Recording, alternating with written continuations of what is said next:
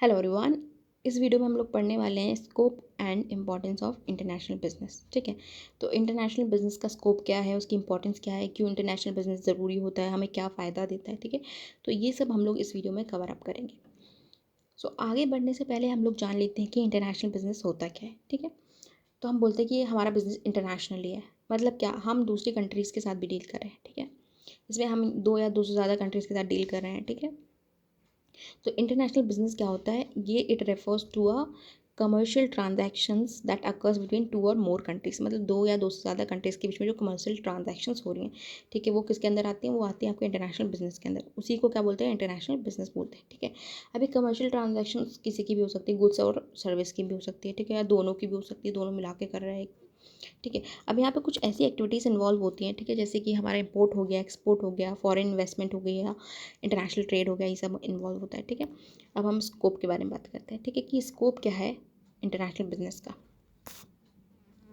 तो स्कोप में क्या है, जो इंटरनेशनल बिजनेस का स्कोप है वो डोमेस्टिक मार्केट से या फिर कह सकते डोमेस्टिक बिजनेस से काफ़ी ज़्यादा है। ठीक है, वाइडर है। तो इसमें कुछ ऐसी एक्टिविटीज़ इन्वॉल्व होती है जैसे कि आपका इंपोर्ट ऑपरेशंस हो गया, एक्सपोर्ट ऑपरेशंस हो गया। ठीक है, तो एक्सपोर्ट के बारे में बात की जाए तो एक्सपोर्टिंग क्या होता है, जब भी हम लोग अपनी कंट्री में कुछ बनाते हैं, ठीक है, हमारे पास एक्सेस होता है। ठीक है, तो हम उसे बाहर बेच देते हैं। ठीक है, ज़रूरी नहीं हमेशा ज़्यादा इसलिए बेचा है, कभी कभी हम लोग अपनी जो बिज़नेस है उसको बढ़ाने के लिए भी करते हैं ये सब। ठीक है, तो यहाँ पे जब selling goods and services produce in one country to the consumers located in another country. मतलब हमारी कंट्री में कुछ प्रोड्यूस हुआ था, ठीक है, अब हम उस अपनी वाली कंट्री से दूसरी कंट्री में जो कंज्यूमर्स लोकेटेड हैं, ठीक है, उनको वो सारी गुड्स या सर्विसेज सेल कर रहे हैं। ठीक है, तो ये आपको हो जाता है एक्सपोर्टिंग।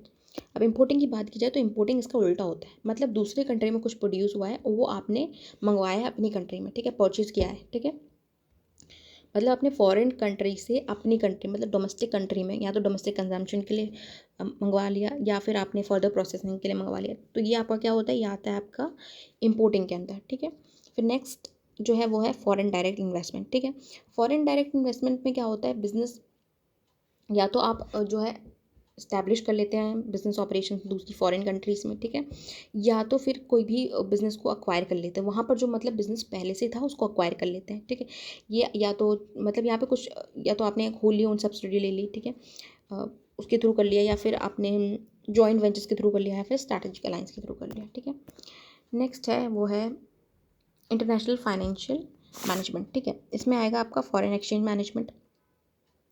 मतलब ये dealing with foreign exchange rates and mitigating the risk associated with the fluctuation in exchange rates. ठीक है, नेक्स्ट है ग्लोबल फाइनेंशियल इन्वेस्टमेंट्स।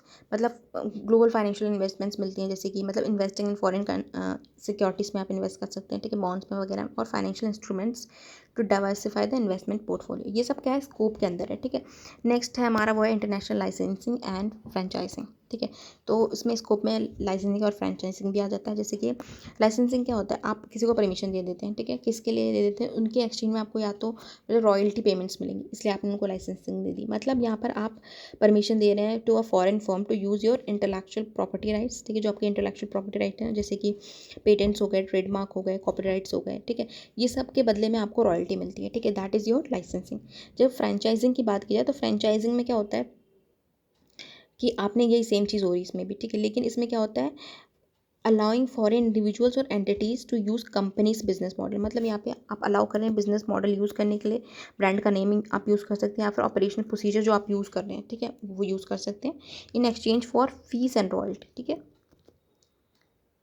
अब हम बात करेंगे इंपॉर्टेंस की। ठीक है, तो इंपॉर्टेंस क्या होती है इंटरनेशनल बिजनेस की, आप अपने हिसाब से सोचिए कि आप अगर आपका इंटरनेशनल बिजनेस है तो क्यों ज़रूरी है आपके लिए वो इंटरनेशनल बिजनेस करना। ठीक है, अगर आप चाहते हैं कि आपका बिजनेस इंटरनेशनल हो जाए तो क्यों ज़रूरी है। ठीक है, क्यों आपके लिए वो इंपॉर्टेंट है, तो उस हिसाब से सोच के देखिए। ठीक है, तो आपको जो पॉइंट्स याद आते हैं वही सब इस चीज़ जो है इसमें लिखा हुआ है। जैसे कि मार्केट एक्सपेंशन, तो हमारा जो मार्केट है वो बढ़ जाएगा, डोमेस्टिक मार्केट से हम इंटरनेशनल बिजनेस में आ जाएंगे। तो ठीक है, हमारे जो कंज्यूमर पहले डोमेस्टिक कंट्री जो हमारी है, ठीक है, उस तक थे, अब वो ज़्यादा हो जाएंगे, फॉरेन कंट्रीज़ में भी हमारे कस्टमर्स हो गए। ठीक है, तो इसमें क्या होता है, it provides access to a larger and diverse market. ठीक है, बियॉन्ड द डोमेस्टिक बाउंड्रीज। ठीक है, ये अलाउ करता है कि फर्म्स की सेल्स इंक्रीज हो, रेवेन्यू इंक्रीज हो। ठीक है, नेक्स्ट है इकोनॉमीज ऑफ स्केल। ठीक है, by providing on global scale, bye operating on global scale, firm can achieve cost efficiencies in production. मतलब वो कॉस्ट एफिशिएंसीज एक्वायर कर लेते हैं, कह सकते हैं अचीव कर लेते हैं, ठीक है, in production and distribution and procurement, ठीक है। फिर नेक्स्ट हमारा रिस्क डाइवर्सिफिकेशन।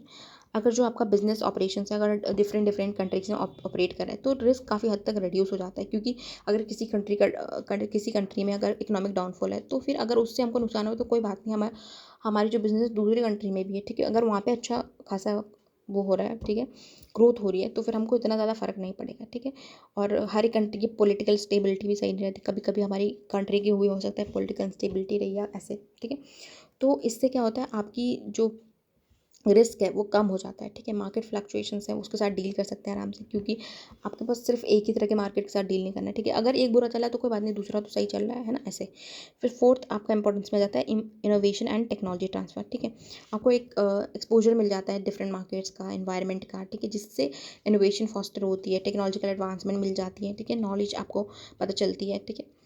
फिर नेक्स्ट है हमारा कॉम्पिटिटिव एडवांटेज। एक नया जो सबसे बड़ा एडवांटेज वो है कॉम्पिटिटिव एडवांटेज, मतलब इनहेंस करता है कॉम्पिटिटिवनेस, ठीक है।